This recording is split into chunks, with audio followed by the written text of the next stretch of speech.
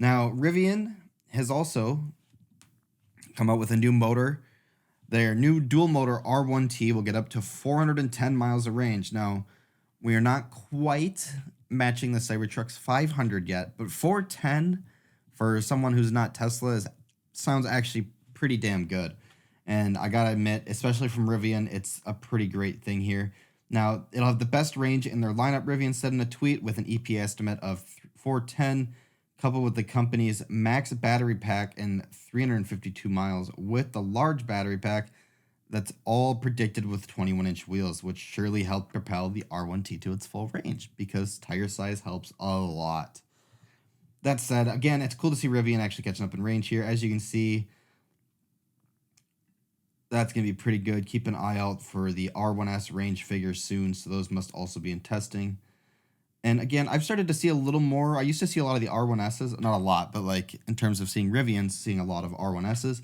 And I've started to actually see the R1T around quite a bit. And I gotta admit, it looks pretty nice actually in the wild.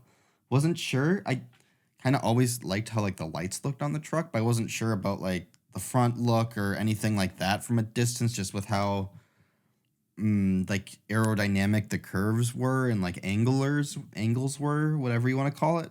I wasn't really sure if I'd be fully into it, but it turns out it looks pretty good in person. I definitely looks better than it does on a screen.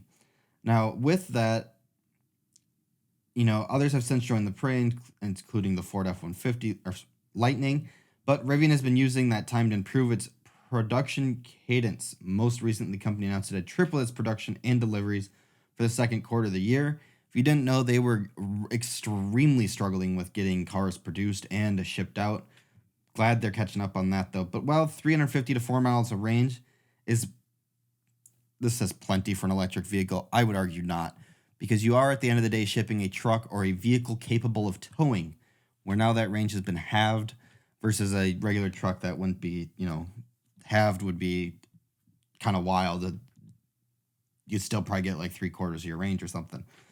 But that hasn't stopped other companies from jamming every last morsel of lithium into their upcoming battery-powered trucks to achieve the inane status of longest ranger on the road.